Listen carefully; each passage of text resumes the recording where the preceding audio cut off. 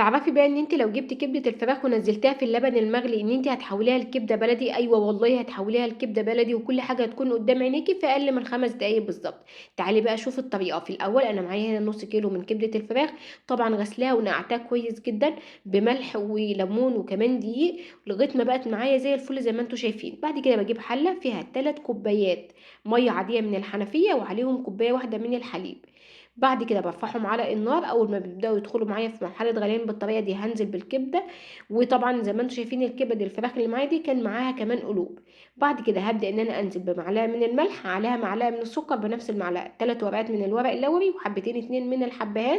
وبعد كده ببدا ان انا اديهم تقليبه. النار معايا بتكون وسط، مش نار عاليه، نار تكون وسط. بفضل ان انا اقلب فيهم بالطريقه دي عشان انا عاوزه اجمع كل الريم اللي هتطلع من الكبد. زي ما انتوا هتشوفوا بالطريقه دي. اول ما الريم يتكون معايا ببدا كده ان انا اتخلص منه، يعني برفعه.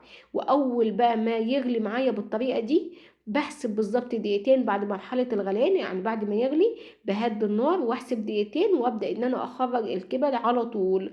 بتكون كده اخدت معايا ازيد من نص تسويه. انتوا عارفين كبده الفراخ مش بتاخد اي وقت خالص. سبتها على جنب لغايه ما تبرد، وجبت هنا 4 حبات من البصل كان حجمهم وسط وقطعتهم لجوانح بالطريقه دي. قرن واحد بقى من الفلفل الرومي وهقطعه برضه لمكعبات، بس مكعبات تكون صغيره.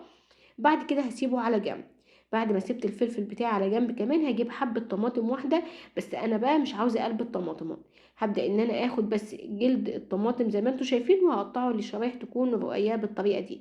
نجيب بقى الكبده بتاعتنا وببدا ان انا اقطعها كده لشرايح بتتقطع معانا بمنتهى السهوله. ونفس الحكايه برضو في القلوب اللي معانا هنعملها بنفس الطريقه.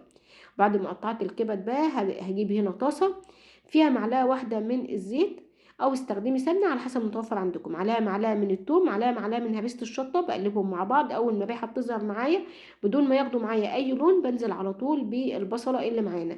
عاوزه اقول لكم الريحه دلوقتي خطيره. مش عاوزه البصله تاخد معايا اي لون، مجرد ما تدبل معايا هنزل بمعلقتين 2 من اللي هي الضاني او اي دهن حيواني موجود عندكم، بس انا الصراحه مستخدمه اللي هي ضاني. اول ما دابت معايا نزلت على طول بالكبده اللي احنا مقطعينها. عاوزه اقول لكم بقى ان الريحه دلوقتي والله يعني بصوا، لا تقولوا لي مطاعم ولا تقولوا لي اي مكان.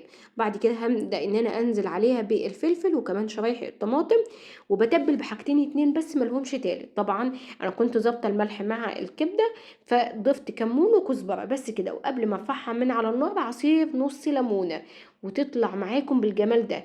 والله والله اي حد بياكلها عندي ما بيصدق ان هي كبده فراخ ابدا. وانتوا هتجربوا وانتوا اللي هتحكموا كمان. عملت جنبها بقى شويه من البطاطس المقليه.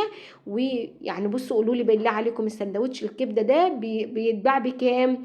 وعمره ما هيكون مضمون ولا بالجمال ده ولا بنظافه ايدينا بالشكل ده. وعملت كمان جنبها مكرونه حمراء وبألف هنا وشفا. اظن بعد المنظر القمر اللي انتوا شايفينه قدامكم ده كل التعليقات تقول لي تسلم ايدك يا لولا. جربوا الطريقه هتعجبكم جدا.